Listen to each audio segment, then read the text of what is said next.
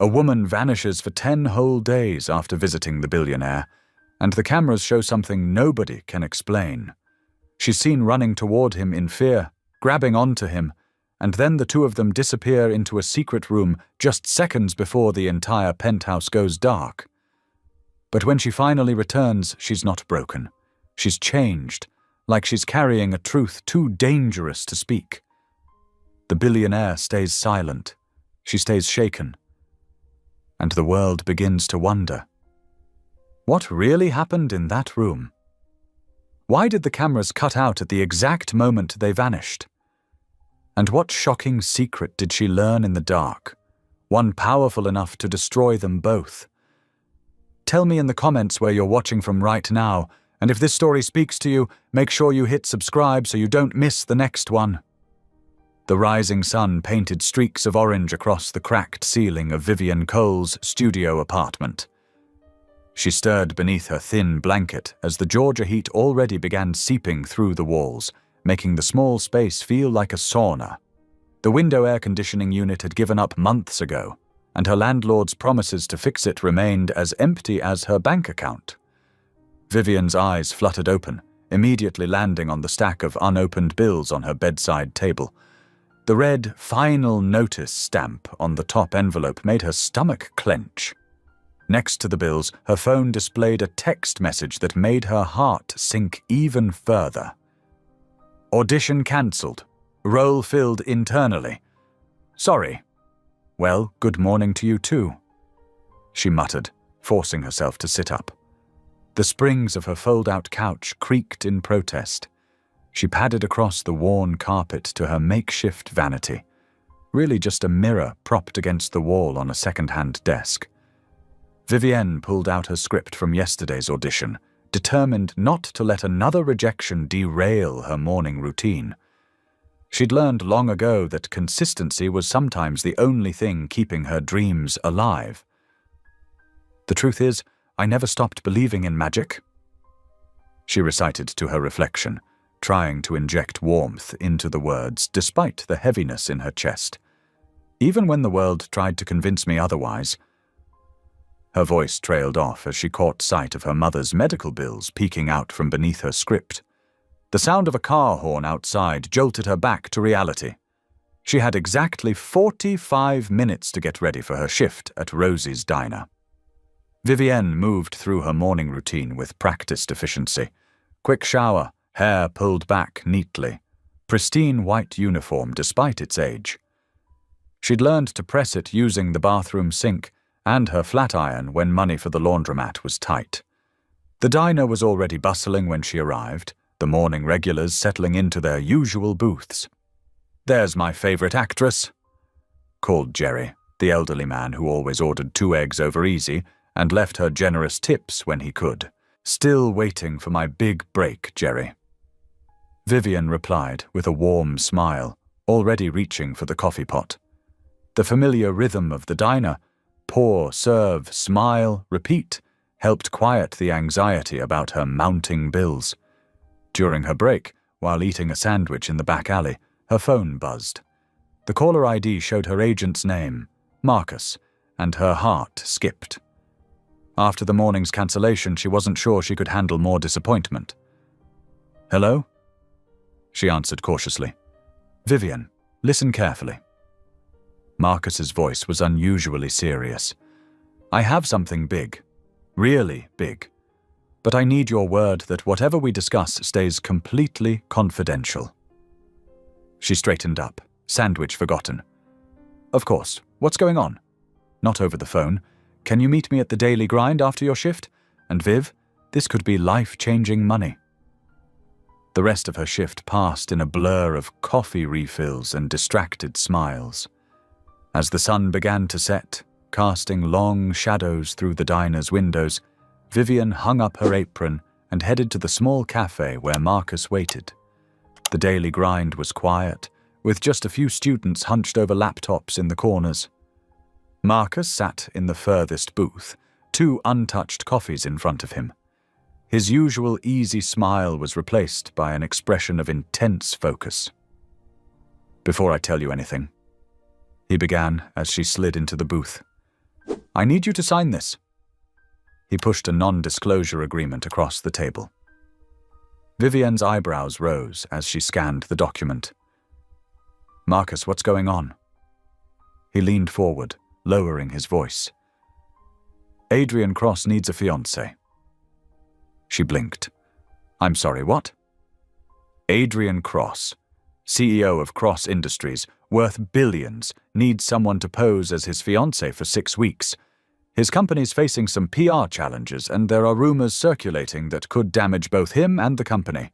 He needs to project stability, commitment, family values." Vivienne's mind spun.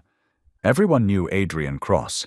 His face was splashed across business magazines, his name synonymous with corporate success and cold calculation. "And he wants me?" Marcus nodded. "You're perfect. Talented enough to pull it off, unknown enough to be discreet, and—" He hesitated. There's a reason they specifically requested a woman of color. The company's being accused of discrimination in their hiring practices. This kills 2 birds with 1 stone. A familiar weight settled in Vivienne's stomach. "So I'd be a diversity hire and a PR stunt all in one?" "You'd be getting paid more for 6 weeks than most people make in 2 years." Marcus countered gently. "Think about your mum's medical bills, Viv. Think about having a real shot at pursuing acting full-time." The mention of her mother's bills made Vivienne's protest die in her throat. She thought about the final notices piling up at home, about the medications her mother couldn't afford, about all the doors that remained closed despite her talent and determination. "What exactly would this involve?" she asked finally. Marcus pulled out a thick contract. "Public appearances, charity events, some social media presence. You'll need to move into his penthouse for authenticity, but you'll have your own suite. Everything, clothing, transportation, expenses, will be covered. The contract is very specific about maintaining appropriate boundaries." Vivienne's hands shook slightly as she accepted the contract. "When would this start?" "They need an answer tonight. If you agree, you'd begin tomorrow." She stared at the contract, her mind racing. This wasn't how she'd imagined her big break would come. Not even close. But maybe, just maybe, this could be the stepping stone she needed. The walk home felt surreal, the contract burning a hole in her bag. In her tiny apartment, Vivienne opened her laptop, the screen's glow illuminating her face as she read through every detail of what she was about to agree to. Finally, as midnight approached, she closed her eyes and whispered a prayer, the same one her mother had taught her when things seemed impossible. "Lord, guide my steps." With a deep breath, she opened her eyes and signed her name on the contract, her signature steady despite the trembling in her heart. The stack of unpaid bills seemed to watch her from the corner, a reminder of why she'd just agreed to play the most challenging role of her life, fake fiancé to Atlanta's most notorious billionaire. The morning sun streaked through Vivienne's studio apartment windows as her alarm chimed at 6 o'clock. She had barely slept, her mind racing with thoughts of the contract she'd signed and the man she was about to meet. Rolling out of bed, she padded to her tiny bathroom, studying her reflection in the mirror. Dark circles shadowed her eyes, but there was determination in her gaze. "You can do this," she whispered to herself, splashing cold water on her face. "It's just another role, just a really, really high-stakes role." After a quick shower, Vivienne stood before her closet, considering her options carefully. The contract had mentioned a stylist would be provided later, but for this first meeting, she needed to make the right impression on her own. She selected a simple navy blue dress that hit just below her knees, professional without trying too hard. Her mother had helped her buy it for auditions last year, stretching her nurse's salary to give her daughter a chance at success. As she twisted her dark curls into a neat bun, Vivienne's hands trembled slightly. She kept her makeup minimal and professional, light foundation, mascara, and a touch of lip gloss. No jewelry except for small pearl earrings, another gift from her mother. The rideshare arrived at 7:30, and Vivian watched through the window as her familiar neighborhood gave way to Atlanta's sleek business district. The driver whistled as they approached the Cross Industries building, a gleaming tower of steel and glass that seemed to pierce the sky. "Fancy place," he commented. "You got an interview?" "Something like that," Vivian replied softly, her heart pounding as she took in the building's imposing facade. The security desk in the lobby was staffed by 2 guards who checked her ID against their list. One of them, an older man with salt and pepper hair and alert eyes, introduced himself as Mason Reed, head of security. "Miss Cole," he said, his tone professional but not unkind. "Mr. Cross is expecting you. Please follow me." The private elevator required a special key card, which Mason swiped before stepping back. "Top floor," he instructed. "Someone will meet you there." The elevator rose smoothly, floor numbers ticking upward as Vivienne tried to steady her breathing. 45 stories later, the doors opened directly into a stunning penthouse foyer. The space was immaculate, all clean lines, pale marble, and floor-to-ceiling windows offering a breathtaking view of the Atlanta skyline. A young woman in a crisp suit greeted her. "Miss Cole, welcome. Mr. Cross is in his office. This way, please." They walked through the penthouse, their footsteps echoing on the marble floors. Vivian glimpsed a sleek kitchen, a formal dining room, and what appeared to be a library before they reached a heavy wooden door. The assistant knocked once before opening it. Adrian Cross stood behind a massive desk, backlit by the morning sun streaming through the windows behind him. He was tall, with dark hair swept back from a face that looked younger in person than in his magazine photos. His charcoal suit was impeccably tailored, and his posture spoke of rigid self-control. "Miss Cole," he said, his voice deep and measured. "Thank you for being prompt." Vivian stepped forward, offering her hand. "Mr. Cross, thank you for this opportunity." His handshake was firm but brief, his eyes, a startling shade of green, studying her with analytical precision. "Please, sit. We have much to discuss." The assistant disappeared, closing the door behind her. Vivian settled into one of the leather chairs facing Adrian's desk, forcing herself to maintain good posture despite her nerves. "I assume you've reviewed the contract thoroughly." Adrian began, seating himself. "Yes, I have. 6 weeks of public appearances, social media presence, and residing here in the penthouse to maintain the appearance of an engaged couple."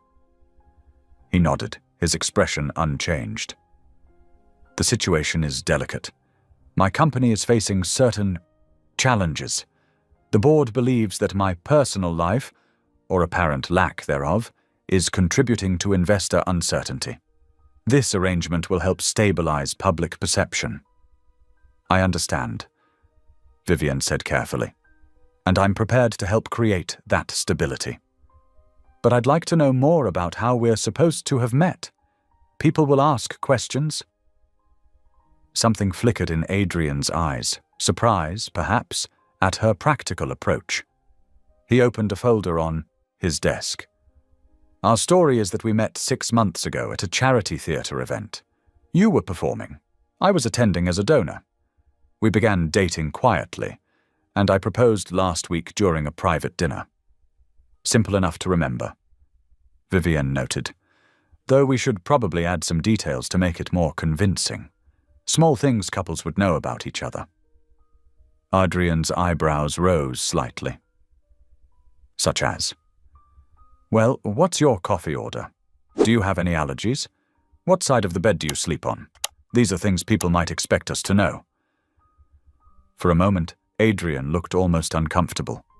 "Black coffee, no allergies, right side." He answered stiffly. "And you?" "Caramel latte with an extra shot, allergic to shellfish, left side," Vivian replied. See? Details make it real. They spent the next hour rehearsing their story, practicing how they would interact in public. Adrian was clearly uncomfortable with physical contact, so they established minimum necessary gestures, hand-holding, the occasional touch to an arm or back. Vivian noticed how he tensed slightly whenever they practiced these movements. As the morning wore on, they moved to the penthouse's living room to practice walking and sitting together. The space was beautiful but sterile, lacking any personal touches. Adrian maintained his professional demeanor, but Vivian caught glimpses of something else beneath the surface. A slight tremor in his hands when they practiced standing close, a flash of uncertainty in his eyes when discussing intimate details of their supposed relationship. The sun was setting when Adrian finally called an end to their practice session. "The PR team will contact you about our first public appearance," he said, walking her to the elevator. "The movers will bring your things tomorrow morning." Vivian nodded, stepping into the elevator. As the doors began to close, she caught one last look at Adrian, standing straight and tall, hands clasped behind his back. But something in his posture suggested loneliness rather than strength. The descent gave her time to process the day. Adrian Cross was exactly as the media portrayed him, controlled, precise, intimidating. But there were cracks in that perfect facade, hints of vulnerability that made her wonder what lay beneath all that careful composure. Mason was waiting in the lobby to escort her out. As she stepped into the warm evening air, Vivian took a deep breath, her mind already racing with all the changes tomorrow would bring. She had just agreed to play the most complicated role of her life, opposite a man who seemed to have forgotten how to be anything but a carefully constructed image of success. The rideshare home was quiet, giving her time to reflect on the day's events and the guarded man she would soon pretend to love. The afternoon sun cast long shadows across Atlanta's sleek downtown buildings as Vivian approached the Cross Industries Tower once again. Her simple black dress felt appropriate for the wardrobe fitting and media training ahead, though she couldn't help fidgeting with the hem as she walked through the lobby's gleaming marble entrance. "Good afternoon, Miss Cole." The concierge greeted her warmly. "Mr. Cross is expecting you. Please proceed to the private elevator." Vivian smiled, already noting how different the treatment was now that she was officially Adrian's fiancée. Yesterday, she'd needed 3 forms of ID and a thorough security check. Today, she was welcomed like family. The elevator climbed smoothly to the penthouse level. At exactly 2 o'clock, the doors opened to reveal Adrian standing in his usual precise posture, hands clasped behind his back. Today he wore a charcoal suit that probably cost more than her old car. "Right on time," he noted, the faintest hint of approval in his voice. "The stylist is setting up in the main room." They walked together through the vast penthouse. Vivian was still struck by how the space managed to be both luxurious and impersonal, like an upscale hotel suite rather than a home. The styling team had transformed the living room into a makeshift boutique, with racks of designer clothes and a mobile makeup station. "We'll start with the charity gala outfits," Adrian explained as the stylists descended upon them. "The event is in 3 days. We need to appear perfectly coordinated." For the next hour, they tried on various combinations of evening wear while practicing their rehearsed stories. Adrian would begin. "We met at the theatre fundraiser last spring," and Vivian would seamlessly add details about his donation to youth arts programs, her performance in the showcase, how he'd waited afterward to compliment her acting. "Your timing is improving," Adrian commented as she smoothed down a midnight blue gown. "Though we should work on making the physical contact appear more natural." Vivian nodded, noting how he still tensed slightly when she touched his arm. They were practicing a casual embrace when Adrian's phone buzzed sharply. His expression changed instantly, the careful mask slipping to reveal genuine concern as he read the message. "What's wrong?" Vivian asked, her hand still resting on his sleeve. Before he could answer, a faint beeping sound echoed through the penthouse. Adrian's posture went rigid, his eyes darting to the windows. "We need to—" The rest of his words were drowned out by a thunderous crash from somewhere below them. The floor trembled slightly, and Vivian's heart leapt into her throat. Without thinking, she grabbed Adrian's arm, pressing close to his side. "This way," he said firmly, one hand coming to rest protectively on her back, as he guided her toward what appeared to be a solid wall. His fingers found a hidden panel, and suddenly a section of the wall slid aside, revealing a reinforced metal door. "Quickly," Adrian urged, ushering her inside what was clearly a panic room. The space was roughly the size of her apartment's living room, with monitors, supplies, and what looked like a small command center. The heavy door sealed behind them with a pneumatic hiss. Vivian barely had time to process their new surroundings when the lights flickered once, twice, and then everything went dark. The absolute darkness was disorienting, making the small space feel both vast and suffocating. "Adrian?" She whispered into the pitch blackness, her voice shaking slightly. "I'm here," he answered, his voice coming from somewhere to her left. "Don't move. The backup systems should activate in a moment." But the seconds ticked by, and the darkness remained absolute. The only sounds were their breathing and the faint hum of the ventilation system. Vivian felt panic starting to build in her chest as the reality of their situation sank in. They were trapped in the dark, sealed inside a metal box in the sky, with no idea what danger lurked outside. The silence stretched between them like a physical thing, heavy with unspoken questions and growing fear. Vivian could feel Adrian's presence nearby, sense the tension radiating from him in waves. Whatever had triggered this security response, it was serious enough to genuinely worry a man who seemed to have planned for every contingency. And now they were locked in together, waiting in the darkness for whatever would happen next. The darkness seemed to press in around them until suddenly, a soft click broke the silence. Adrian's footsteps echoed as he moved carefully across the room. "Stand back," he warned quietly. "I need to reach the manual override." Vivian heard him feeling along the wall, followed by the sound of a panel opening. A few seconds later, dim blue emergency lights flickered to life, revealing their sanctuary in an otherworldly glow. The panic room was smaller than she'd first imagined, maybe 15 feet by 12 feet, but efficiently organized. One wall held an array of monitors and communications equipment. Another featured storage cabinets and a small kitchenette setup. 2 narrow bunks were built into the third wall, with what looked like survival gear stowed beneath them. The space felt both reassuring and slightly claustrophobic. "I'm sorry about this," Adrian said, moving to the bank of monitors. His fingers flew across a keyboard as he accessed various security protocols. "The main system detected an unauthorized breach in our primary servers. Someone's trying to hack into Cross Industries' core network." Vivian wrapped her arms around herself, still shaken by how quickly everything had changed. "That crash we heard? Likely a diversionary tactic," Adrian explained, his voice tight with tension. "Create chaos in the building while attempting digital infiltration. The panic room engaged automatically when the breach was detected.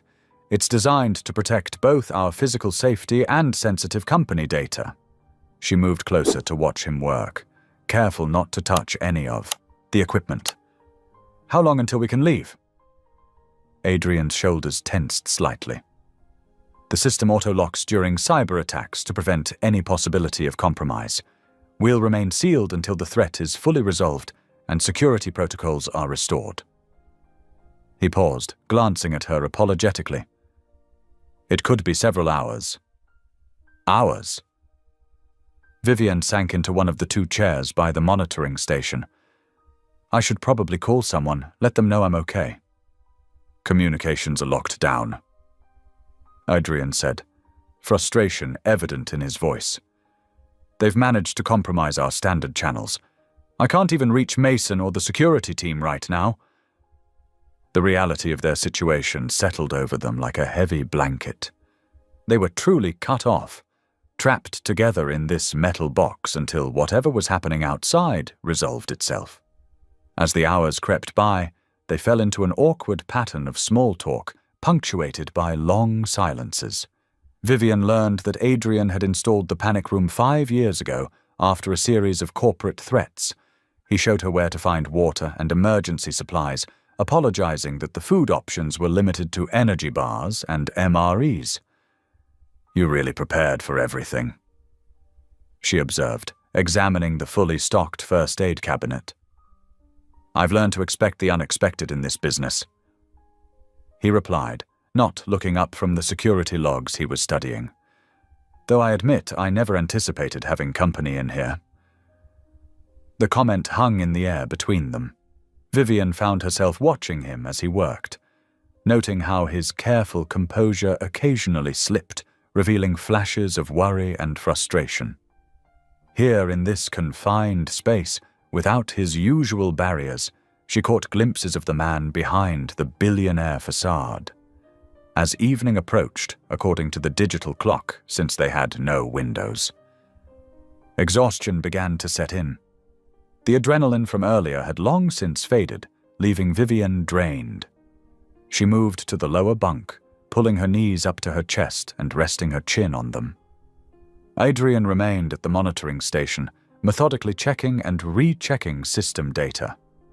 The soft blue emergency lighting cast shadows across his face, highlighting the tension in his jaw. He'd removed his suit jacket hours ago, and his rolled-up sleeves revealed strong forearms as he typed. The gentle hum of air circulation and emergency power systems created a sort of white noise that made Vivian's eyelids grow heavy. She fought it at first, not wanting to appear vulnerable, but eventually the day's stress took its toll. As she drifted toward sleep, she was vaguely aware of Adrian's presence, the sound of his breathing, the tap of his fingers on keys, the rustle of fabric as he shifted in his chair. It was strange how his proximity had become almost comforting in their shared confinement. Her last conscious thought was wondering what tomorrow would bring, as the soft mechanical chorus of their high-tech shelter whispered around them like a lullaby. The emergency lights cast dancing shadows on the walls as Vivian finally succumbed to an uneasy sleep, while Adrian maintained his vigil at the monitors, guardian of their shared sanctuary in the sky. Vivian stirred from her restless sleep, momentarily disoriented by the unchanging blue-tinged glow of emergency lighting. Her neck ached from the awkward position she'd fallen asleep in, and it took several seconds for reality to settle back in. They were still trapped in Adrian's panic room. The digital clock on the wall displayed 6:15 in the morning, though without windows or natural light, time felt oddly abstract. She sat up on the narrow bunk, running her fingers through her tangled curls and trying to smooth her wrinkled clothes. Adrian was already awake. Or perhaps he hadn't slept at all. He'd removed his tie completely now, and his usually perfect hair showed signs of anxious fingers running through it. He noticed her stirring and turned from the monitoring station. "Good morning," he said, his voice carrying the slight roughness of fatigue. "I hope you managed to get some rest." Vivian attempted a smile, though it felt strained. As much as anyone can on their first night in a panic room. She stretched, trying to work out the stiffness in her muscles. "Any change in the situation?" Adrian shook his head, frustration evident in the set of his shoulders. "The systems are still compromised. I've been trying to reach Mason every hour, but communications remain blocked." He stood and moved to one of the storage cabinets. "We should eat something. The options aren't exactly gourmet, but they're nutritionally complete. He retrieved 2 foil-wrapped packages and some bottled water, bringing them to the small table mounted to the wall. Vivian joined him, watching as he efficiently prepared what turned out to be military-style breakfast rations. Powdered eggs and something approximating hash browns. He explained apologetically. There's also instant coffee if you'd like some. They ate in silence, the food bland but filling. Vivian watched as Adrian made another attempt to contact his security team, his movements becoming increasingly tense with each failed try. The hours crept by with agonizing slowness. Vivian paced the limited space, counting steps to keep her mind occupied. 7 steps from wall to wall, 4 steps from bunks to monitoring station. The confines of their shelter seemed to shrink with each passing hour. By mid-morning, the feeling of helplessness became overwhelming. Vivian's chest felt tight, her breathing shallow. She pressed her forehead against the cool metal wall, trying to steady herself. I haven't felt this trapped since I was 8 years old, she whispered, not really meaning to speak aloud. Adrian looked up from the monitors. What happened when you were 8? Vivian turned, surprised by his interest. She hesitated, then slid down to sit, on the floor, her back against the wall. There was a fire in our apartment building. Mum was working a night shift at the hospital. I woke up to smoke and sirens. She wrapped her arms around her knees. I was too scared to move, just sat in my closet praying until the firefighters found me. Adrian's expression softened slightly. He turned his chair to face her fully, giving her his complete attention for the first time since they'd been locked in. That must have been terrifying, he said quietly. It was. But you know what got me through it? Faith. She smiled slightly at the memory. My mum always told me that faith was like a flashlight in the dark. It doesn't make the darkness go away, but it helps you find your way through it. Adrian was silent for a long moment, his fingers absently tracing patterns on the armrest of his chair. I used to have that kind of faith, he admitted, before everything went wrong. What happened? Vivian asked gently. He seemed to struggle with whether to answer, his usual guardedness warring with something else, perhaps a need to finally speak the truth.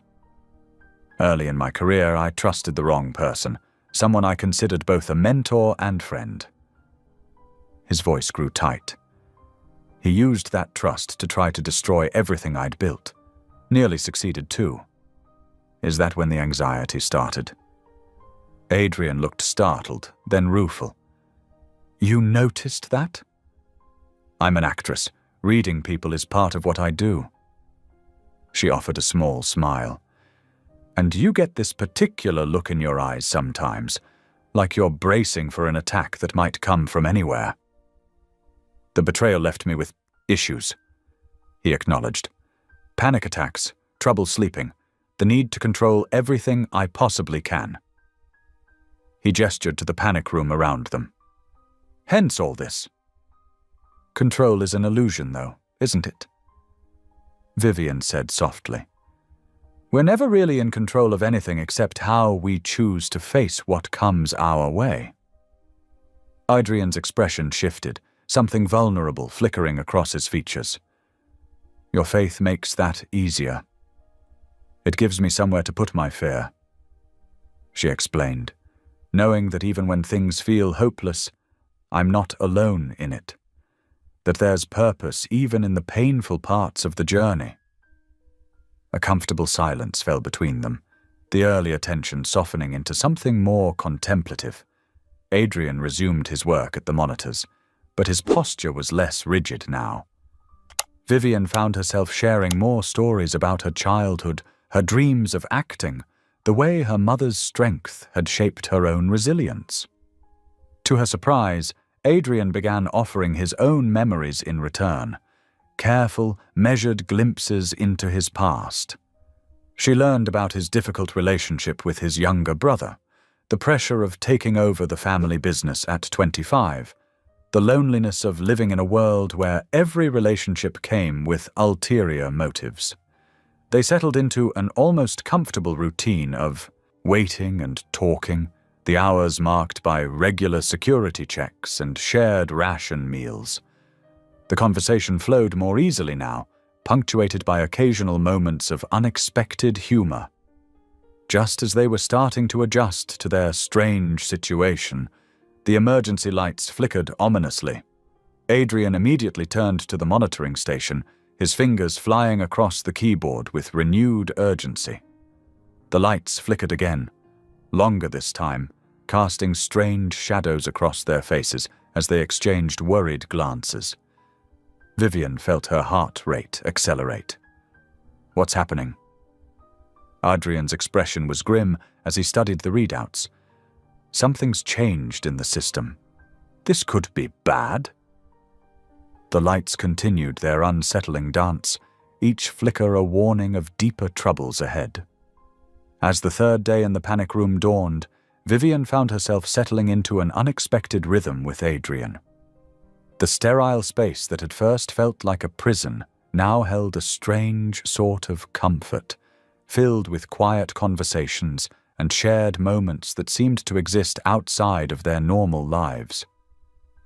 "We should probably move around a bit," Vivian suggested after their morning ration bars. "Keep our muscles from getting too stiff." Adrian nodded, standing from his monitoring station. They began what had become their daily ritual, careful laps around the perimeter of the room, dodging the bunks and storage units in an awkward dance that sometimes made them bump into each other. "Sorry," Adrian mumbled after one such collision, his hand briefly steadying her elbow. "It's okay." Vivian smiled.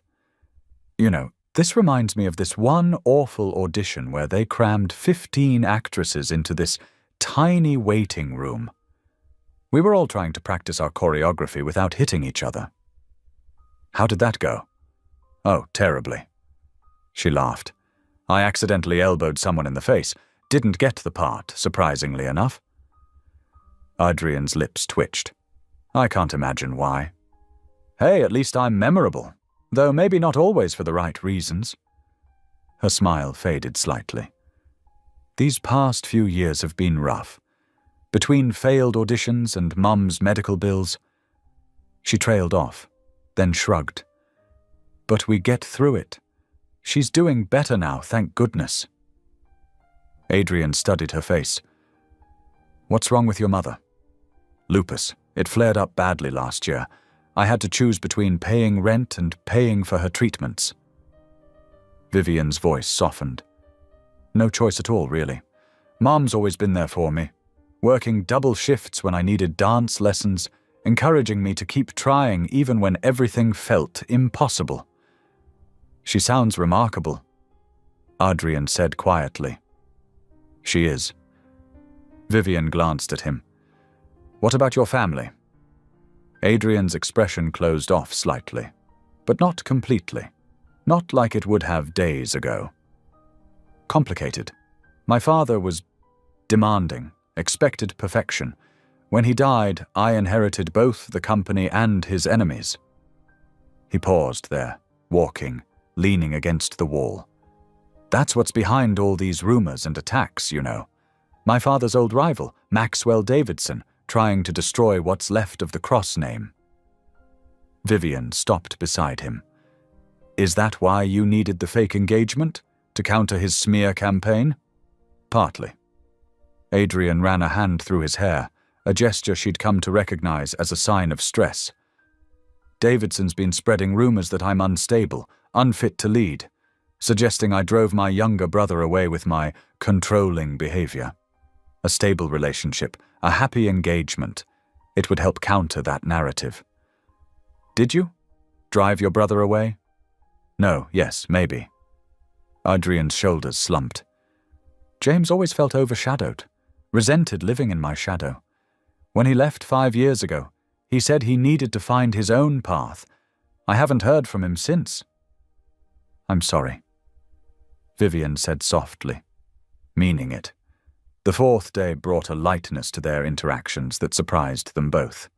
They were sharing another meal of ration bars when Vivienne started recounting her worst-ever acting job, playing a singing telegram delivery person at children's parties.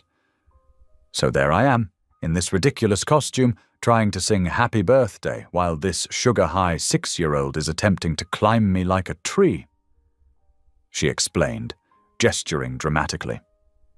And then his little sister decides to join in, except she's covered in cake frosting. A strange sound interrupted her story. It took her a moment to realize what it was. Adrian was laughing. Really laughing, his head thrown back, shoulders shaking. The sound transformed his entire face, erasing the worried lines and making him look younger, more open. "I don't think I've ever heard you laugh before," she said, smiling. Adrian's laughter faded to a soft chuckle.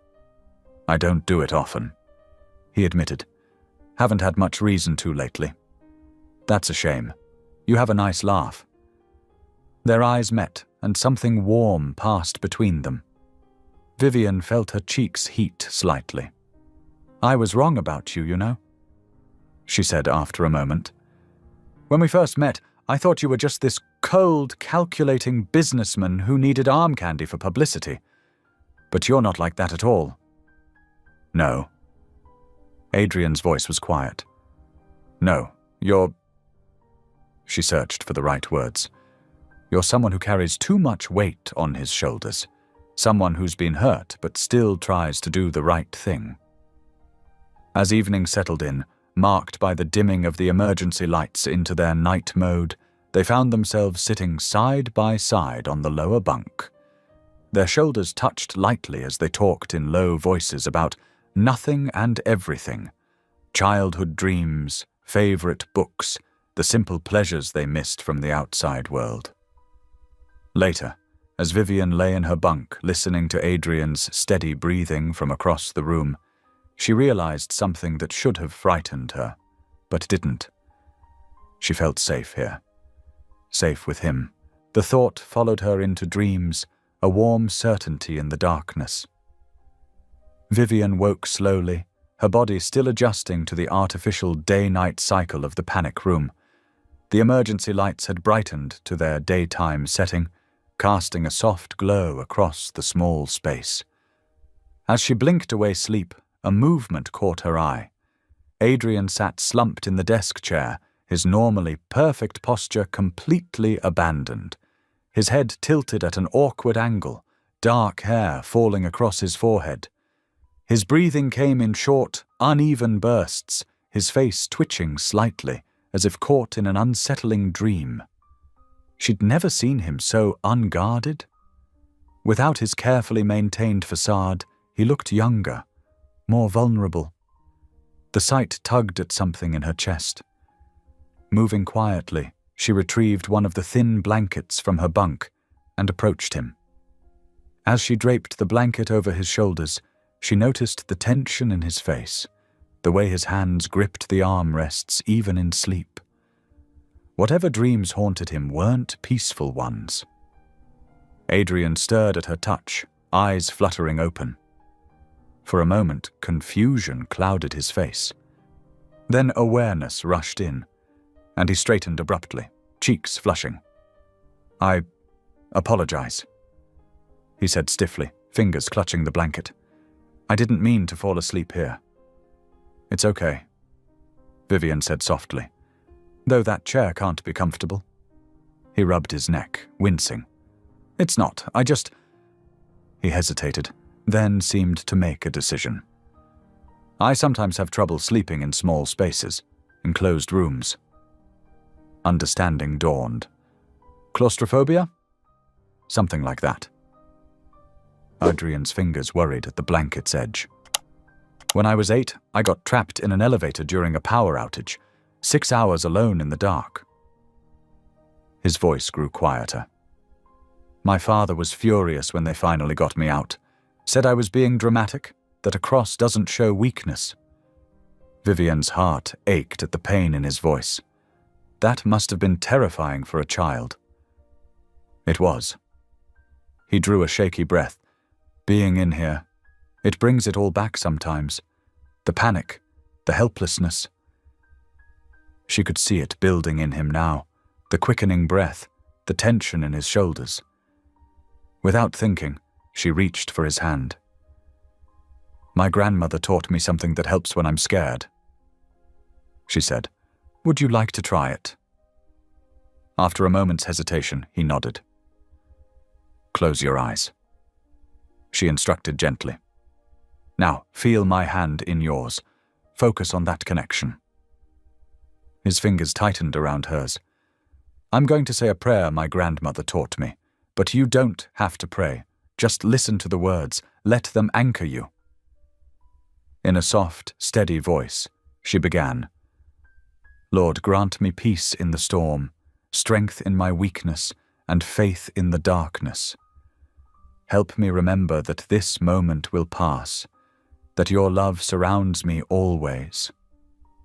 She felt the trembling in his hand gradually still as she repeated the words. His breathing slowed, matching her rhythm. "Better?" she asked after a while. "Yes." His eyes opened, meeting hers with surprising warmth. "Thank you." Their hands remained joined, neither quite willing to break the connection. The moment stretched, filled with something delicate and unnamed. Finally, Adrian cleared his throat. "You mentioned your grandmother taught you that prayer?" "Mm-hmm. She was full of wisdom like that."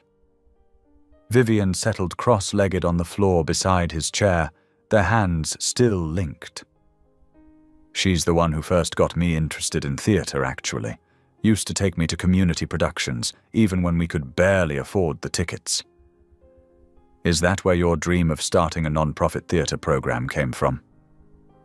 "You remember me mentioning that?" She smiled, surprised. "But yes, I want to give other kids what my grandmother gave me, a chance to discover themselves through storytelling, to build confidence, find their voice." She sighed. "Right now I teach drama workshops at a community center when I can, but I dream of something bigger. A real program with proper funding that could reach more children." "That's a beautiful dream," Adrian said quietly. "You'd be good at it. I've seen how naturally you connect with people, how you make them feel safe." Heat crept into her cheeks at the compliment. "What about you? What dreams are you carrying?" Adrian was silent for a long moment. "I dream of fixing things with James, my brother." His voice grew heavy with regret. "The last time we spoke, he accused me of trying to control his life, just like our father did. Said he needed to escape the Cross legacy." He swallowed hard. "I've tried to find him, but he doesn't want to be found." "You miss him?" "Every day." Adrian's thumb traced absent patterns on her palm. "Sometimes I wonder if he was right, if I've become exactly what our father wanted, at the cost of everything else." "I don't believe that," Vivian said firmly. "The man I've gotten to know these past few days, he cares deeply, maybe too much sometimes. That's very different from being controlling." Their conversation continued as evening approached, voices growing softer as the emergency lights dimmed. They shared more stories, childhood memories, secret hopes, quiet fears, until exhaustion began to creep in. They moved to their separate bunks, but instead of turning away as they had previous nights, they faced each other across the small space. The soft blue glow of the emergency lights cast gentle shadows between them. "Good night, Adrian," Vivian murmured, watching his features soften with approaching sleep. "Good night, Vivian," he replied, his voice carrying a warmth that followed her into dreams. The morning of day 6 began like the others, with the artificial dawn of emergency lighting and the soft hum of air circulation. But everything changed when Adrian noticed something unusual in the system logs. Vivian was stretching her stiff muscles when she heard his sharp intake of breath. "What is it?" Adrian's fingers flew across the emergency console's keyboard, his face growing increasingly tense. "This doesn't make sense. The security breach, it wasn't random." She moved closer, peering over his shoulder at the scrolling text. "What do you mean?" "Someone deliberately compromised the building's security protocols exactly 8 minutes before you arrived for our meeting." His voice was tight with controlled anger. "They knew when you'd be here. They were waiting." The implications hit Vivian like a physical blow. "Are you saying someone wanted us trapped in here?" "Yes." Adrian ran a hand through his disheveled hair. "And I'm starting to think your involvement in all of this, the contract, the fake engagement, wasn't coincidental." Vivian sank into the spare chair, her legs suddenly weak. "They chose me. But why?" "Leverage." Adrian's jaw clenched. "Someone wanted to ensure they had an innocent person involved. Someone I'd feel responsible for protecting." The room seemed to shrink around her as fear crept in. "So even before I walked into your penthouse, you were already in danger." Adrian turned to face her, his expression fierce with determination. "I swear to you, Vivian, I will find out who did this, and I will keep you safe." She nodded, trying to steady her breathing. "I believe you." Over the next 2 days, they worked together to try bypassing the panic room's lockdown. Adrian taught Vivian the basics of the emergency console, explaining each system with patience despite their growing frustration. "See this sequence here?" He pointed to a line of code. "It's supposed to allow manual override in case of system failure, but someone's modified the authentication protocols." Vivian leaned closer, her shoulder brushing his. "So even with your authorization codes, we're still locked out." He sighed. "They were thorough. At least the food's still good." She quipped, trying to lighten the mood as she unwrapped another ration bar. Adrian made a face at the protein bar in his hand. "I wouldn't go that far." "Oh, please," she laughed, grateful for the moment of levity. "You're just spoiled. I've seen you eyeing those peanut butter ones like they personally offended you." "They're unnecessarily sweet," he protested, but a smile tugged at his lips. "Says the man who I caught adding 3 sugar packets to his emergency coffee yesterday." "That's different." His attempt at dignity was undermined by the twinkle in his eyes. "Coffee requires proper preparation." "Uh-huh." She grinned, bumping his shoulder playfully. "Whatever helps you sleep at night, Mr. Cross."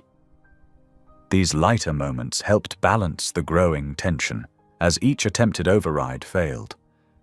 They developed a routine, working on the system in shifts, taking breaks to walk the small space, sharing stories to keep their spirits up.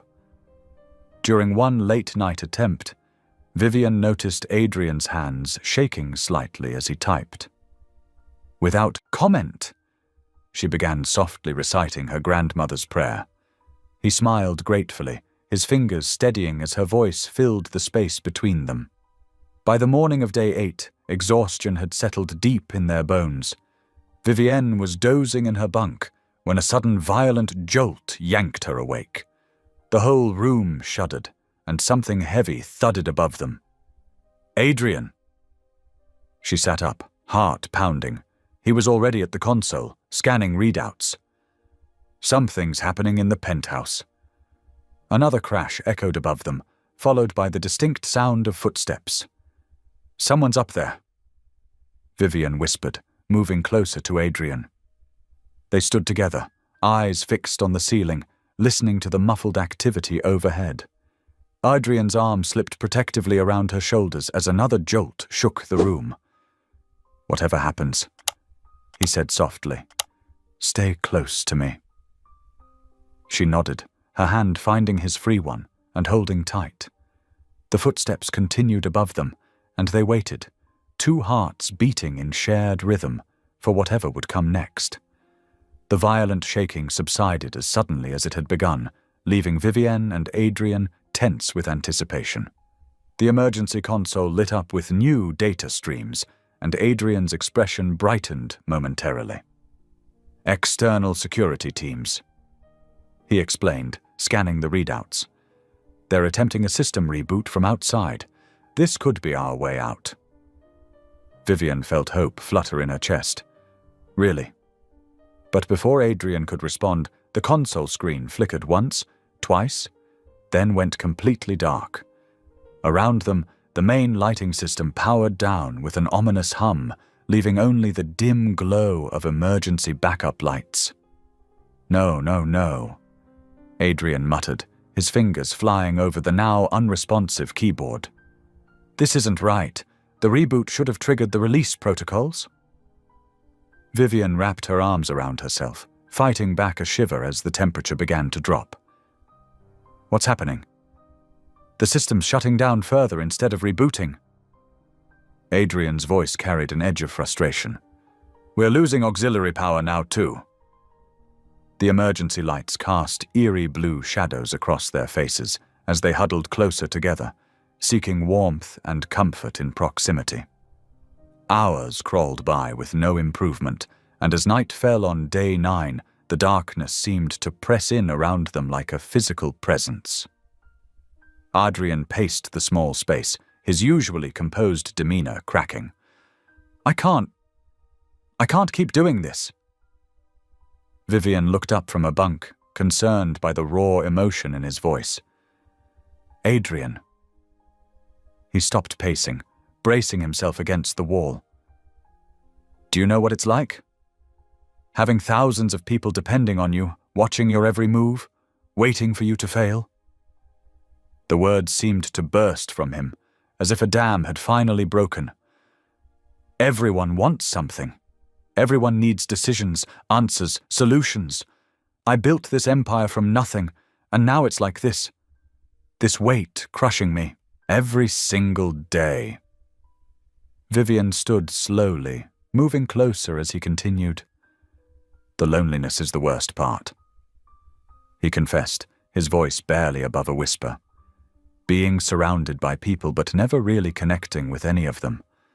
Always wondering if they see me or just my bank account, if they care about Adrian or just what Mr. Cross can do for them." His shoulders slumped. "I thought I could handle it. The isolation, the pressure, all of it. But lately I've been so tired of pretending to be this perfect, untouchable figure everyone expects." Vivienne reached out, gently touching his arm. "You don't have to pretend with me." He turned to face her, vulnerability raw in his eyes. "That's just it, isn't it? In here, with you. For the first time in years, I feel like I can breathe, like I can just be myself." The confession hung between them in the dim light. Vivienne's heart pounded as she gathered her courage to speak. "I need to tell you something too," she said softly. "When I took this contract, I thought it would be simple. Just acting. Just another role to play." She swallowed hard.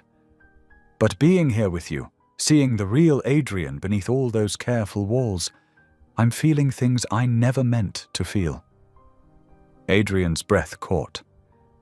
"Vivienne, I know it's crazy," she continued, her voice trembling slightly. "We barely know each other. This whole situation is impossible. But every time you smile, every time you let me see a little more of who you really are, I fall a little deeper." The silence that followed was electric with unspoken emotion. Adrian moved closer, his hand finding hers in the darkness. "I've been fighting it," he admitted quietly. "These feelings, telling myself it wasn't real, that it couldn't be real." His fingers intertwined with hers. "But I can't fight it anymore." Vivienne felt herself drawn towards him like a leaf caught in a gentle current. His free hand came up to cup her cheek, and she leaned into the touch, her eyes fluttering closed. The first brush of his lips against hers was hesitant, questioning. She responded with equal gentleness, her hand coming to rest on his chest where she could feel his heart racing to match her own. The kiss deepened slowly, tenderly, a careful exploration of newfound trust and connection. When they finally parted, Adrian rested his forehead against hers, both of them breathing softly in the darkness. No words were needed. Everything important had already been said in that kiss. They spent the rest of the night talking in quiet voices, sharing hopes and dreams they'd never dared speak aloud before. Adrian spoke of his estranged brother, of wanting to heal that broken relationship. Vivienne described her vision for a community theatre program that would give disadvantaged kids a chance to find their voice through art. As dawn approached on day 10, they had drifted to sleep on the lower bunk, Adrian's arm protectively around Vivienne's waist, her head tucked against his chest. The sound of mechanical whirring startled them awake. A series of clicks and beeps echoed through the room, and then, with a prolonged hiss, the panic room door began to unlock. Fresh air rushed in, carrying with it the promise of freedom and an uncertain future. They stood together, hands still linked, watching as the door slowly opened. Sunlight spilled into the room for the first time in over a week, and with it came the realization that whatever happened next, nothing between them would ever be the same.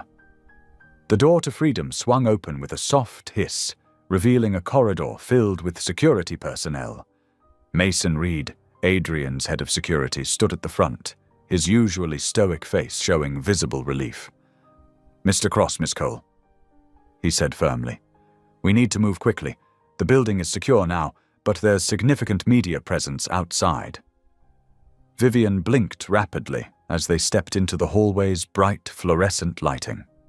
After 10 days of dim emergency lights, even these felt harsh and overwhelming. Adrian's hand remained steady at the small of her back, grounding her as they walked. "The elevator's been thoroughly checked," Mason assured them, leading the way. "We have teams stationed on every floor between here and the lobby." Inside the elevator, Vivienne caught her reflection in the polished walls and barely recognized herself. Her clothes were wrinkled, her hair was messier than usual, and her eyes held a new depth she couldn't quite explain. Adrian stood close beside her, his own appearance similarly disheveled, though something in his stance remained protective. As they descended, Mason briefed them on the situation. "The cyber attack has been traced to an external source. We're still gathering evidence, but it appears to have been a coordinated effort." He glanced at Adrian. "The board is expecting a full report tomorrow." The elevator doors opened to reveal the lobby transformed into a command center. Security personnel moved with purpose, speaking into headsets and monitoring tablets. Through the glass front doors, Vivienne could see the crowd of reporters gathering, their cameras already flashing. "Miss Cole, we have a car waiting at the side entrance," Mason explained. "Mr. Cross, yours is at the rear. It's safer to separate for now." Vivienne felt Adrian tense beside her. His hand found hers, squeezing gently. "Are you sure you'll be all right?" he asked softly, his eyes searching hers. She managed a small smile. "I'll be fine. Go handle what you need to handle." For a moment, it seemed like he might say more, but the professional mask slipped back into place. With a final nod, he turned toward the rear exit, flanked by security. Mason personally escorted Vivienne to her car. The side door opened to reveal the sun setting against Atlanta's skyline, painting the buildings in brilliant oranges and pinks. The sight stopped her in her tracks. Somehow, impossibly, the world had continued turning while they were trapped. Traffic still flowed. People still walked their dogs. Life had gone on completely unchanged. A camera flash brought her back to reality. Despite the side entrance being supposedly secure, a few determined reporters had found their way there. Their questions overlapped in a cacophony.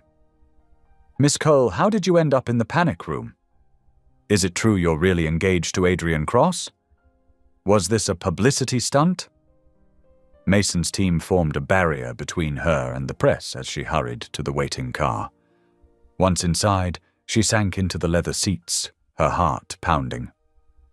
The driver, another member of Adrian's security team, pulled away smoothly, leaving the chaos behind. The ride to her apartment felt surreal. Streetlights flickered on as dusk deepened into night. People walked past on the sidewalks, laughing, talking on phones, living their normal lives. Vivian pressed her forehead against the cool window, trying to process everything. 10 days ago, she'd walked into that penthouse as an actress playing a part. Now she was leaving with her heart full of feelings she'd never expected to develop. The memory of Adrian's kiss lingered, along with the vulnerability in his voice when he'd finally opened up to her. The car stopped outside her building, and the driver insisted on walking her to her door. Inside her tiny studio apartment, everything looked exactly as she'd left it. The stack of unpaid bills on the counter, her script pages scattered across the bed, the small potted plant struggling on the windowsill. Exhaustion hit her suddenly. She managed to shower and change into clean pajamas before collapsing onto her bed. The familiar springs creaked beneath her, so different from the firm bunk in the panic room. Her phone showed dozens of missed calls and messages, but she couldn't bring herself to look at them yet. Across town, Adrian stood in his penthouse, now cleared by security and restored to its pristine state. The cleaning crew had erased all traces of their 10-day confinement, but he could still feel echoes of those moments everywhere he looked. He walked to the panel that concealed the panic room entrance, running his hand over the smooth surface. Inside that small space, he'd found something he didn't even know he was missing, a connection that went beyond business deals and corporate strategies. Pulling out his phone, he started typing, "I hope you made it home safely. I wanted to say..." He stared at the unfinished message, then slowly deleted it. What could he possibly say that wouldn't sound hollow after everything they'd shared? Late into the night, both Vivian and Adrian lay awake in their separate beds, minds replaying the same memories. The way she'd calmed him during his anxiety attack, the sound of her laugh when he'd fumbled with the ration packets, the quiet conversations that had stripped away their carefully constructed facades. Vivian curled onto her side, hugging her pillow close. In the panic room, everything had felt clear. Their connection, their growing feelings, the possibility of something real. But now, back in the real world with all its complications and expectations, uncertainty crept in like shadows at sunset. Miles away, Adrian stared at his ceiling, his vast penthouse feeling emptier than ever before. The memory of Vivian's head resting against his chest, their fingers intertwined, haunted him. He'd built his empire on careful control and emotional distance.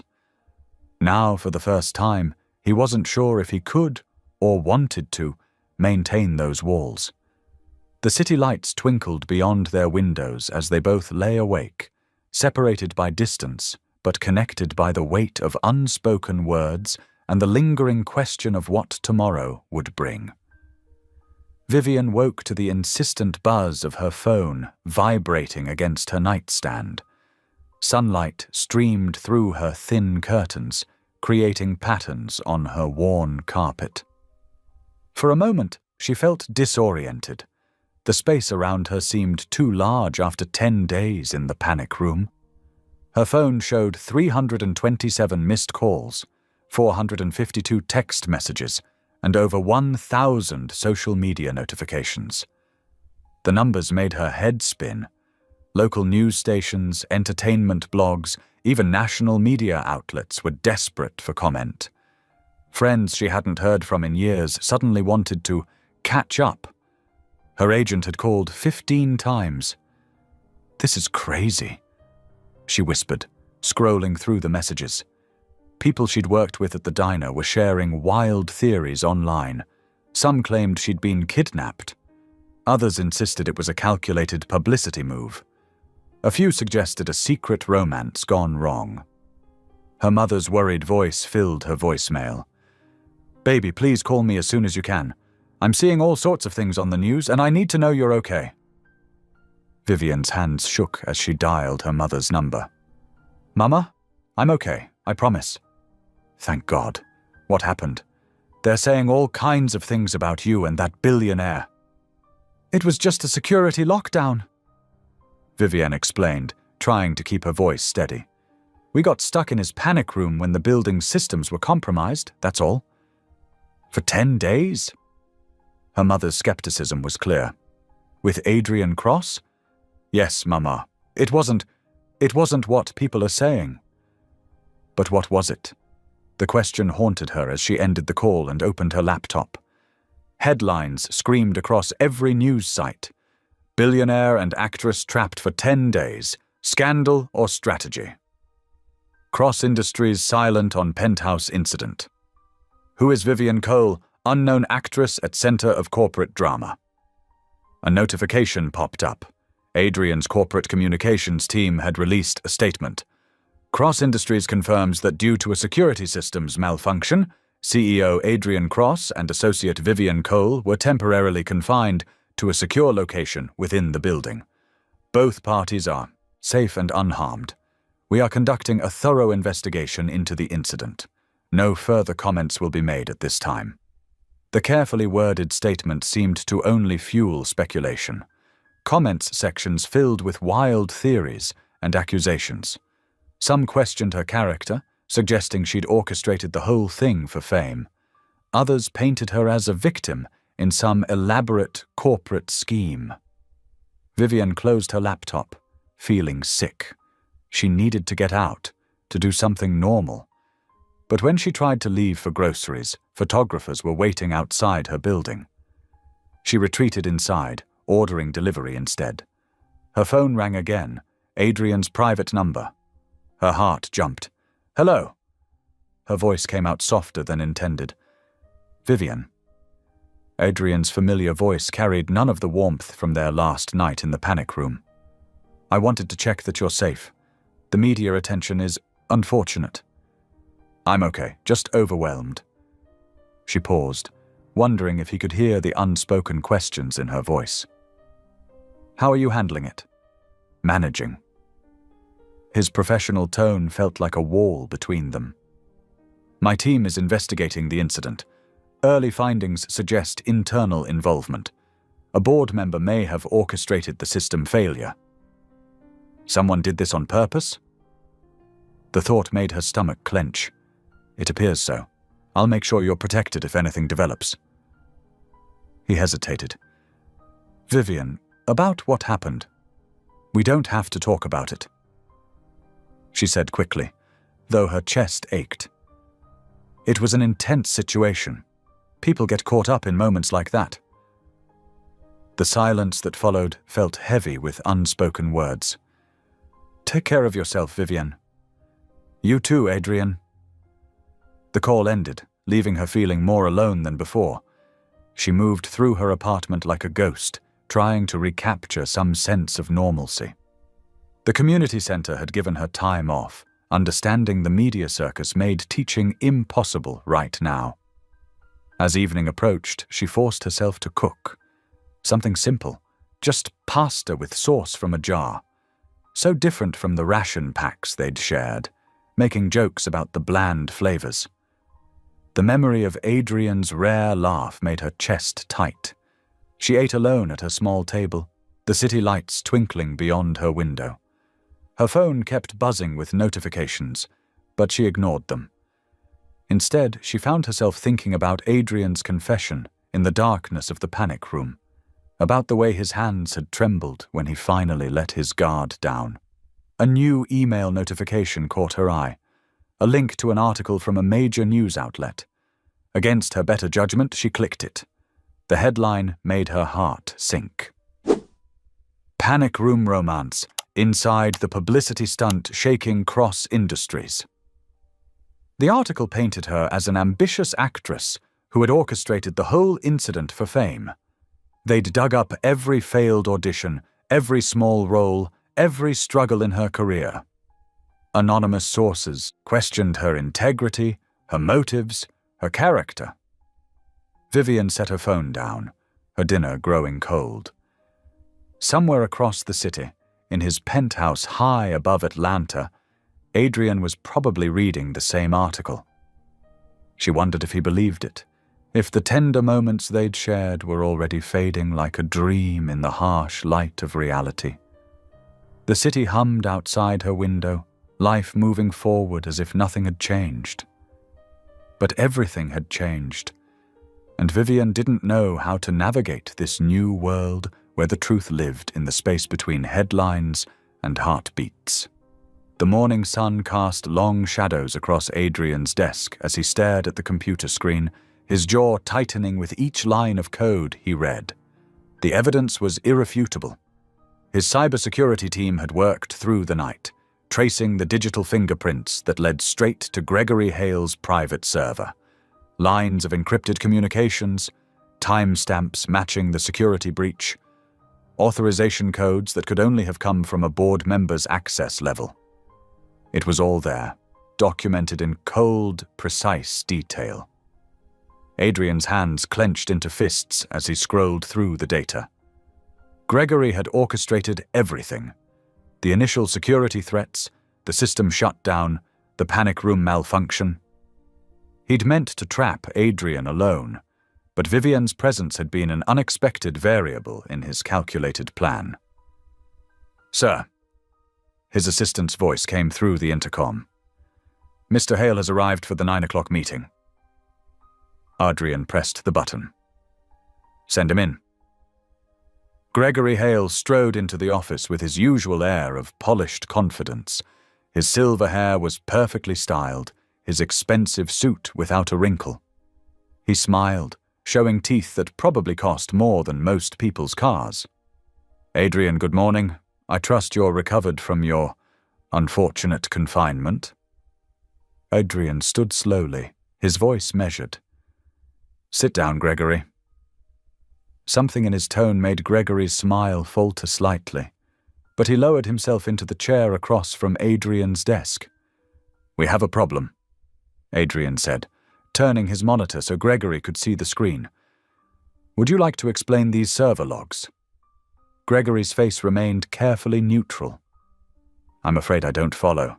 Technical details aren't my forte." "Let me simplify it then." Adrian's voice carried an edge of steel. "Our investigation shows that someone with board-level access initiated the security breach. Someone who knew exactly how to trigger the panic room protocols. Someone who wanted me trapped and discredited." "Serious accusations," Gregory said smoothly. "But surely you're not suggesting—" "I'm not suggesting anything." Adrian pulled up another screen of data. "I'm stating facts. Your private server, your authorization codes, your digital signature, Gregory." A muscle twitched in Gregory's jaw, but his voice remained steady. "This is absurd. Anyone could have hacked my credentials. I've been nothing but loyal to this company for 20 years. 20 years of watching someone younger take the position you thought should be yours." Adrian leaned forward. 20 years of resentment, waiting for your chance? You have no proof that would stand up in court. "Don't I?" Adrian pressed a button on his desk phone. "Send in the security team." Gregory's composure cracked slightly as two security officers entered the office. "You're making a mistake, Adrian. The board won't stand for this kind of accusation against one of their own. The board has already seen the evidence. They're meeting now to vote on your removal." Adrian nodded to the security officers. "Please escort Mr. Hale from the building. His access has been revoked." As Gregory was led out, his mask of sophistication finally slipped. "You think you've won? Wait until the media hears about this. Your little actress won't be able to hide from the spotlight now." Adrian's blood ran cold at the threat to Vivian, but he kept his expression neutral until the door closed behind them. Across town, Vivian sat in her apartment, staring at her phone in disbelief. The casting director's message was polite. but firm. Given the recent publicity, we've decided to go in a different direction. She scrolled through her social media notifications, each one worse than the last. Anonymous accounts called her a gold digger, an attention seeker, a fraud. Entertainment blogs questioned her acting credentials, suggesting she'd orchestrated the whole incident as a publicity stunt. "She's nobody." One comment read, "Just trying to sleep her way into headlines. Bet she disabled the security system herself." Another speculated, "Probably thought trapping herself with a billionaire would make her famous." Vivian closed the apps, her hands shaking. She'd worked so hard, for so long, building her career piece by piece. Now it was crumbling because of something completely beyond her control. Her phone buzzed, Adrian's number. She hesitated before answering. "Vivian." His voice sounded strained, exhausted. "We found out who was behind the attack." She sat up straighter. "Who?" "Gregory Hale, one of my board members. He—" Adrian paused, and she could hear him taking a deep breath. "He orchestrated everything. The security breach, the lockdown, all of it. He wanted to force me out of the company, and he didn't care who got hurt in the process." "Why?" Vivian asked softly, though she already knew the answer. Power, money, ambition, the usual culprits. "Years of resentment, I suppose." Adrian's voice grew heavy with regret. "Vivian, I'm so sorry. You should never have been caught in the middle of this. Your career, your reputation. It's not your fault," she said, even as another notification popped up. Another lost opportunity, another door closing. "I've seen the things they're saying about you online, the opportunities you're losing." His voice cracked slightly. "You trusted me, and I led you into danger." Vivian closed her eyes, remembering the warmth of his arms around her in the darkness of the panic room. The way he'd opened up to her, shown her his true self. Now it felt like that connection was slipping away, replaced by guilt and fear. "Adrian, I'll make this right," he said firmly, "whatever it takes." After they hung up, Vivian sat in the growing darkness of her apartment, her mind spinning with possibilities and fears. She wanted to trust in the connection they'd formed, but the world seemed determined to tear it apart. In his office high above the city, Adrian stood at the window, watching the sun set over Atlanta. His phone still felt warm from their conversation, but his heart felt cold with resolve. The evidence against Gregory would protect his company, but it wouldn't shield Vivian from the public fallout. He looked down at the city lights beginning to twinkle on, remembering how they'd looked from the panic room's small window, how Vivian's eyes had shone in the dim emergency lighting, how real everything had felt in that confined space, away from the world's judgments and expectations. But reality had crashed back in, harsh and unforgiving. Gregory's threats echoed in his mind. The media wouldn't let this go. They'd dig deeper, twist the story further, tear Vivienne's life apart looking for scandal. Unless he gave them a different story. Unless he did what he'd always done, protect others by keeping them at a distance. Adrian turned away from the window, his decision settling like a weight in his chest. To protect Vivian, he would have to let her go. Push her away before the world could hurt her more than it already had, even if it meant breaking both their hearts in the process. The morning sun cast long shadows across Atlanta's skyline as Vivian's phone lit up with a message from Adrian. Her heart skipped when she read his request to meet at the Cross Industries rooftop garden. After everything that had happened, she didn't know what to expect. The elevator doors opened to reveal a breathtaking space filled with carefully tended flowers and small trees. Adrian stood near the edge, his tall frame silhouetted against the early evening sky. He turned when he heard her footsteps, and Vivian's breath caught at the pain in his eyes. "Thank you for coming." he said softly, gesturing to a quiet corner where comfortable chairs waited beside a small fountain.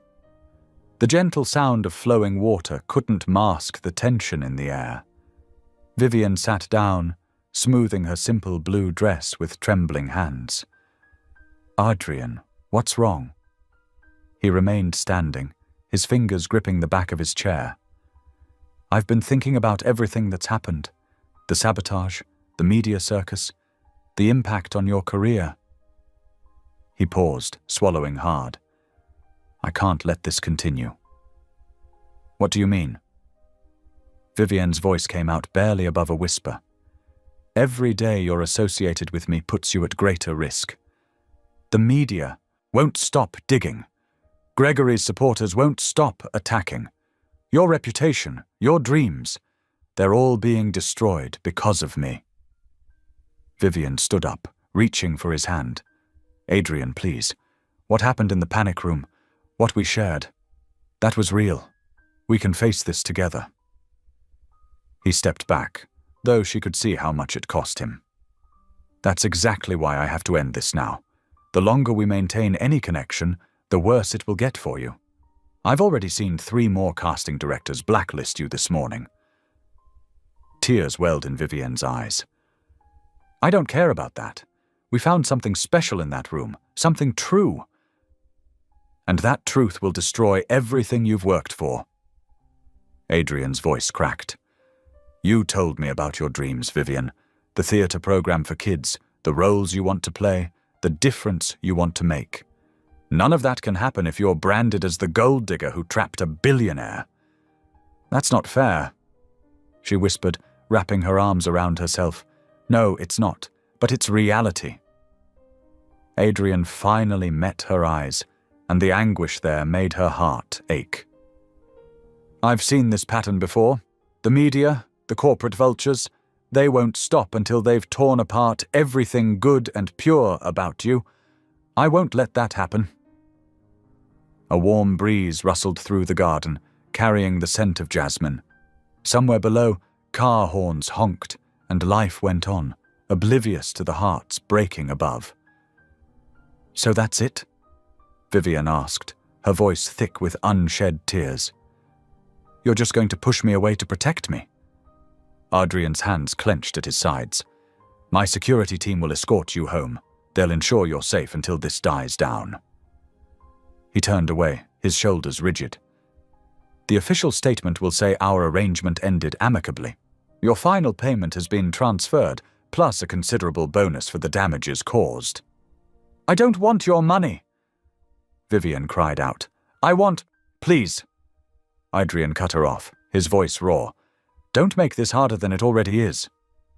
2 security guards appeared at the garden entrance, waiting quietly. Vivian stared at Adrian's back, remembering how he'd held her in the darkness, how they'd shared their deepest fears and hopes. Now it felt like those moments were slipping away like sand through her fingers. "Goodbye, Adrian," she managed to say, her voice breaking on his name. He didn't turn around, didn't move as she walked away. The security team flanked her in the elevator, their presence a stark reminder of how quickly everything had changed. The ride home passed in a blur. Vivian barely registered thanking the guards or unlocking her apartment door. She stumbled inside, kicked off her shoes, and collapsed onto her bed. Only then did she let the sobs come, burying her face in her pillow to muffle the sound of her heart breaking. Miles away, Adrian walked through his vast penthouse, each room haunted by memories of Vivian. The kitchen, where they'd shared ration bars and laughter. The living room, where she'd helped him through an anxiety attack. The wall panel that led to the panic room, where everything had changed.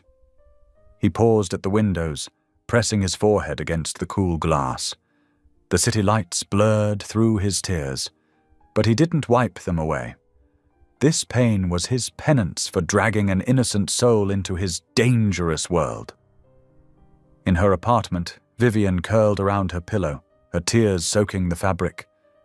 The night grew deeper, but sleep wouldn't come. All she could think about was Adrian's face when he'd first kissed her, the warmth in his eyes when he'd listened to her dreams, the gentle way he'd held her hand during their last night in the panic room. Adrian stood in his darkened bedroom, unable to lie down in the bed that still felt too large, too empty. He could almost hear Vivienne's soft voice telling stories about her childhood, her infectious laugh echoing through his memory. The weight of his decision pressed down on his chest until he could barely breathe. Neither of them slept that night. They lay awake in their separate spaces, connected only by shared memories and the ache of what could have been. The city hummed on around them, indifferent to their pain, while two hearts beat in lonely rhythm, grieving for a love sacrificed to protection and fear. Morning light filtered through Vivienne's thin curtains, casting pale shadows across her untouched breakfast. 5 days had passed since the rooftop garden, each one a struggle to find normalcy again. She pulled herself from the kitchen chair, knowing she couldn't be late for her volunteer shift at the community center. The walk helped clear her head. Children's laughter drifted from the playground as she approached the worn brick building. Inside, the familiar scent of craft supplies and old books wrapped around her like a comforting hug. "Miss Vivian!" 8-year-old Destiny ran up, pigtails bouncing. "Are we doing drama games today?" Vivian managed her first genuine smile in days. "You bet we are. Go gather everyone in the circle." Soon, 12 children sat cross-legged on the floor, eyes bright with anticipation. Vivian led them through theater exercises, teaching them to project their voices and express emotions through movement. When little Marcus, usually so shy, stood up and delivered his lines without stumbling, the pride in his face made her heart swell. "That was perfect, Marcus," she praised, high-fiving him. "You're becoming quite the actor." During their snack break, Vivian sat with Miss Eleanor, one of the regular senior volunteers who helped with after-school programs. "Child, you're looking thin," Eleanor observed, pushing a homemade cookie toward her. "Martha and I are bringing you dinner tonight. No arguments? You really don't have to—" "Hush, now." Eleanor patted her hand. "We've all been through heartbreak. Sometimes the healing starts with a good casserole and better company." That evening, Eleanor and Martha arrived at Vivienne's apartment, bearing warm dishes and weathered wisdom. The scent of Martha's famous chicken casserole filled the small space as they settled around her tiny table. "I was 23 when my first love broke my heart," Martha shared, spooning extra vegetables onto Vivienne's plate. "Thought the world was ending, but looking back now, that pain led me straight to my Harold. 52 years we had together before he passed." Eleanor nodded sagely. "The good Lord has a way of using our broken pieces to build something beautiful. You just keep showing up, keep loving those children, keep believing." They prayed together before leaving, their aged hands warm around Vivienne's trembling ones. Their faith wrapped around her like a blanket, easing some of the ache in her chest. Across town, Adrian sat in his darkened office, security footage playing on his computer screen. He'd watched it dozens of times. Vivian in the panic room, teaching him breathing exercises, her face illuminated by emergency lights as she told stories about her grandmother. "Sir." His assistant's voice came through the intercom. "The board meeting started 5 minutes ago." Adrian quickly closed the footage. "On my way." The meeting dragged endlessly, Gregory Hale's smug face at the far end of the table making Adrian's jaw clench. Though evidence was mounting against Hale, nothing was concrete enough for legal action yet. That night, like every night since the separation, Adrian avoided his penthouse. He worked until his vision blurred, trying to exhaust himself enough to sleep without dreaming of Vivian's smile. The next afternoon, Vivian led the community center kids through a simple scene from Charlotte's Web. 10-year-old Jasmine played Charlotte with such sweetness that several parents wiped away tears. "Miss Vivian?" Jasmine approached after practice. "Are you sad? You look sad sometimes when you think nobody's watching." Vivian's throat tightened. "Sometimes grown-ups get sad too, but helping you all with your acting makes me happy. When I'm sad, my grandma says to pray and keep doing good things. She says the sad gets smaller that way." A fresh wave of elderly neighbors arrived that evening. Rose with her cornbread, Beatrice with soup, and Gloria with chocolate cake. They filled her apartment with stories of their own heartbreaks and triumphs, wrapping her in the warmth of their hard-earned wisdom. "My Thomas left me for his secretary," Gloria revealed, cutting generous slices of cake. "I thought I'd die from the pain. Instead, I started volunteering at the hospital. Met my second husband there. 43 wonderful years before cancer took him. Point is, sometimes the worst pain pushes us right where we need to be."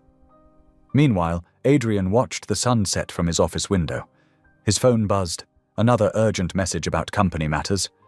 But his mind was stuck on Vivienne's last words in the garden, the hurt in her eyes as she walked away. On the 5th night after their separation, everything changed. Adrian's phone exploded with alerts just as he was leaving the office. A whistleblower had released documents, thousands of them, proving Gregory Hale's involvement in the cyber attack. Email trails, banking transactions, hired hackers. It was all there, including evidence that Hale had specifically targeted Vivian, planting false information to make her appear suspicious. Across town, Vivian's phone chimed with a news alert. Her hands shook as she read the headline: "Cross Industries board member exposed in cyber attack scandal." Then, moments later, a text message appeared. "You've been cleared. Everything is coming out tonight." She sat heavily on her couch, press notifications flooding her phone as the story broke across all major networks. Gregory Hale's face appeared on her television screen, being led from Cross Industries in handcuffs.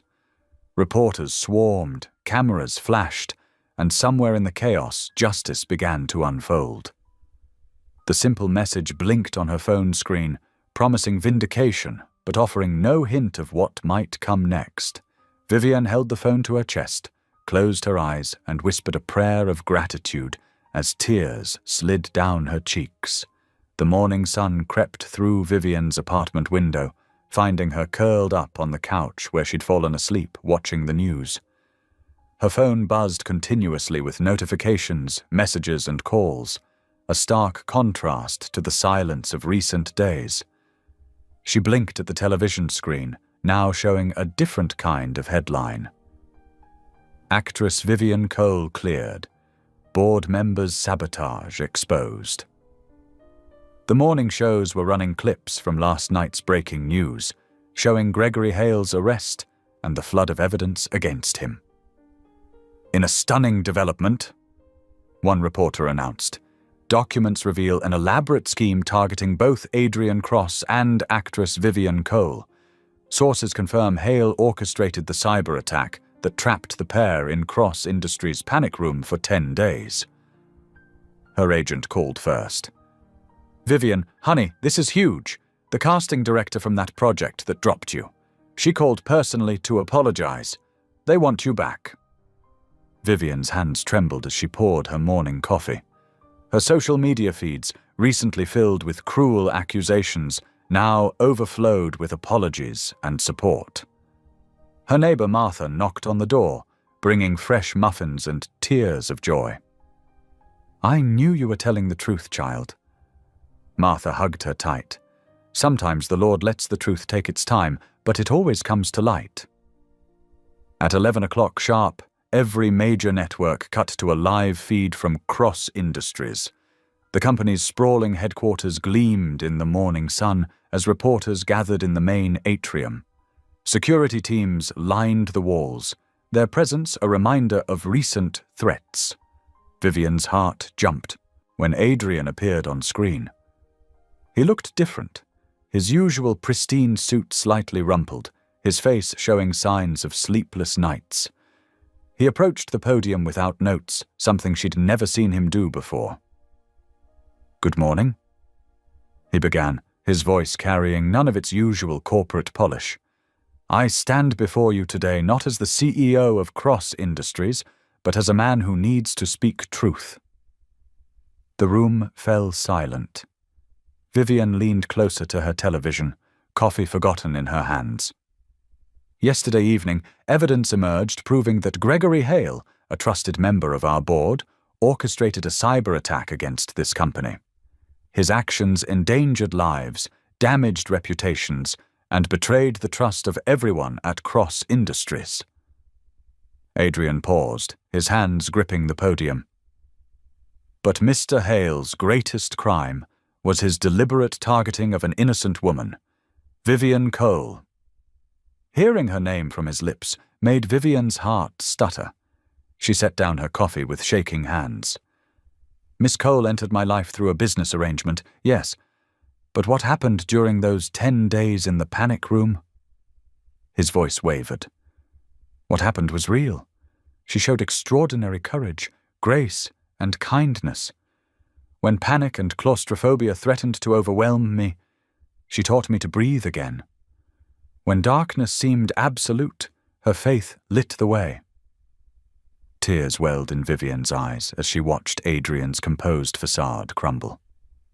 "The truth is," he continued, his voice cracking, "Vivian Cole saved my life, not just physically but in spirit and truth. She showed me what real strength looks like, what faith looks like, what—" He paused, swallowing hard. "What love looks like." The reporters stirred, cameras clicking rapidly. "And I failed her." Adrian's admission echoed through the atrium. "When the truth about Hale's sabotage was still unclear, I pushed her away. I told myself it was for her protection, but I was acting out of fear. Fear of the depth of my feelings. Fear of being truly known. Fear of being worthy of the kind of love she showed me in that room." Vivian pressed her hands to her mouth, tears flowing freely now. "Vivian." Adrian looked directly into the camera, his eyes full of emotion. "I care for you deeply. I never should have let you go. You deserved better than my fear. You deserved my courage to match yours." The press conference erupted with questions, but Adrian stepped back from the podium, his public vulnerability already unprecedented for a man of his position. Throughout the day, clips from his speech went viral. Social media exploded with support for both Adrian and Vivian.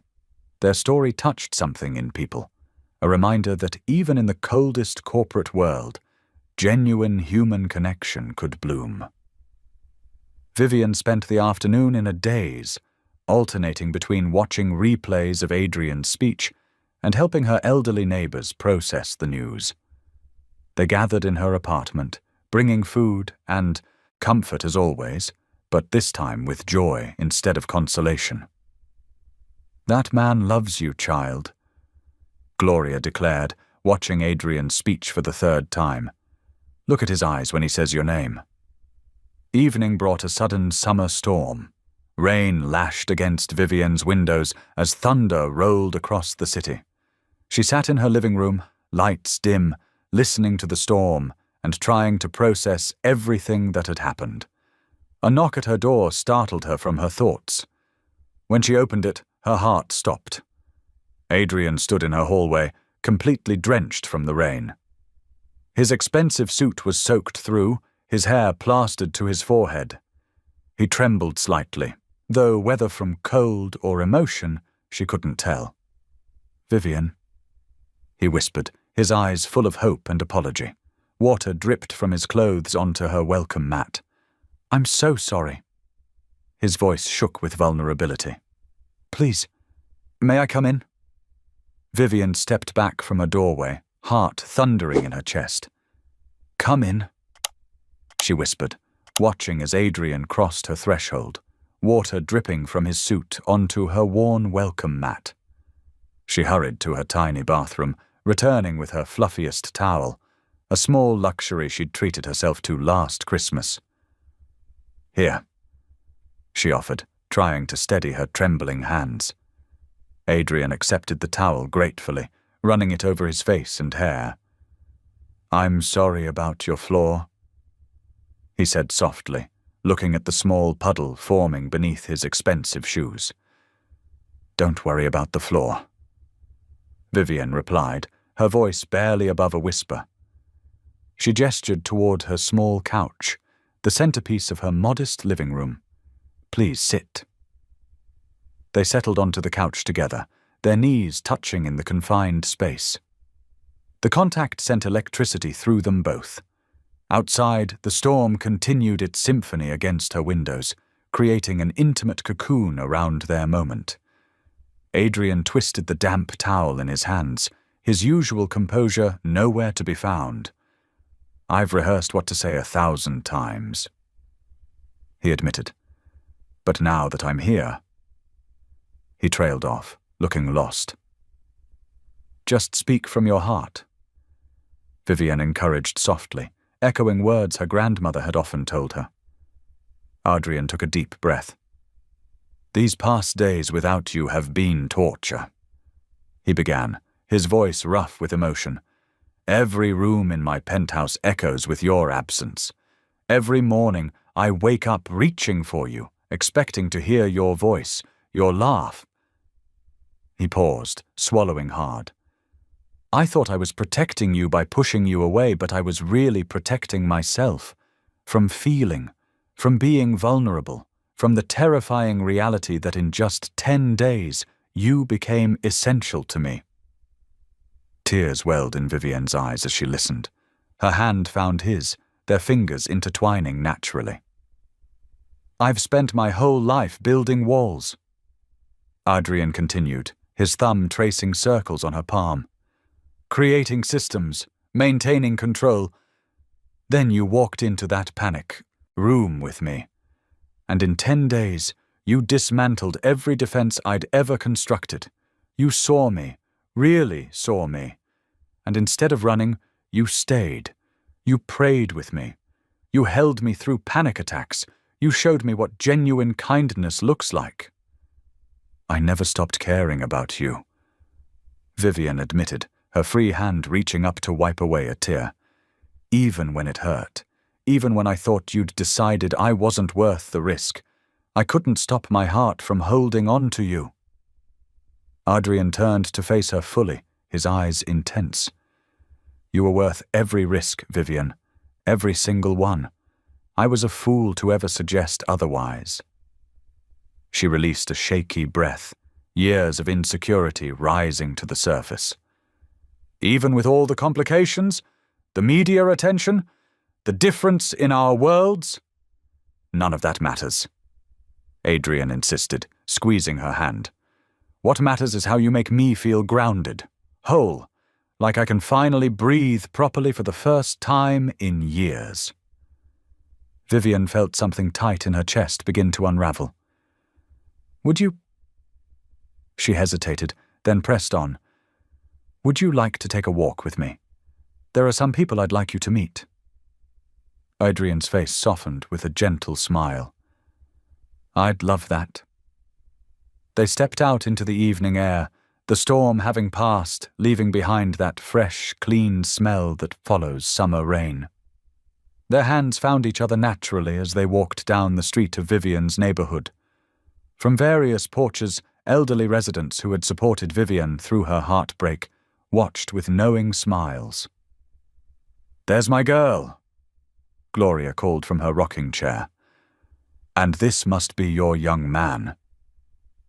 Adrian, to Vivian's delight, showed no hesitation in approaching the older woman.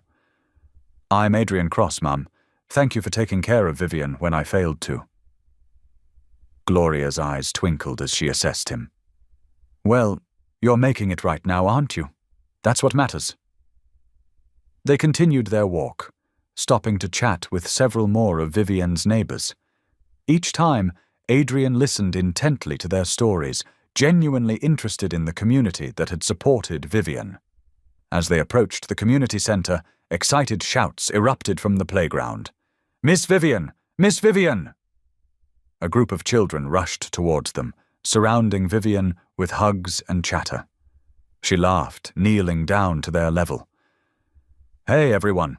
I want you to meet someone special. This is Adrian." The children turned their curious faces toward him. Adrian, the powerful CEO who could silence boardrooms with a glance, looked momentarily uncertain before dropping to one knee beside Vivian. "Hello," he said warmly. "I hear you're all amazing actors." "Miss Vivian teaches us Shakespeare," one little girl proclaimed proudly. "I'm playing Puck. She's the best teacher ever," another child added. "She makes the scary words make sense." Adrian glanced at Vivian, seeing her in a new light as she interacted with her students. Her face glowed with purpose and joy, and he fell a little more in love with her right there. They spent time with the children, Adrian listening as they performed a scene they'd been practicing. The community center volunteers watched from the sidelines, nodding approvingly at the way the billionaire sat cross-legged on their worn carpet, giving the children his complete attention. As evening deepened into night, they began their walk back to Vivian's apartment. The street lamps cast warm pools of light on the sidewalk, and a gentle breeze carried the scent of blooming jasmine. Adrian stopped beneath one of the street lamps, turning to face Vivian. "I need you to know something," he said seriously. "There is no contract anymore, no facade, no business arrangement. Just me, standing here, hoping you'll let me be part of your future." Vivian stepped closer, her heart full. "What kind of future do you see?" "One where I support your dreams, the community center, your acting, whatever you want to pursue. One where we face challenges together, instead of letting fear drive us apart. One where I get to wake up every morning and thank God for bringing you into my life." Tears shimmered in Vivian's eyes as she pressed her forehead against his. "I'm ready," she whispered. "I'm ready for that future with you." They stood there beneath the street lamp, holding each other as the world around them settled into a peaceful quiet. The night breeze whispered through the trees, and somewhere in the distance crickets began their evening song.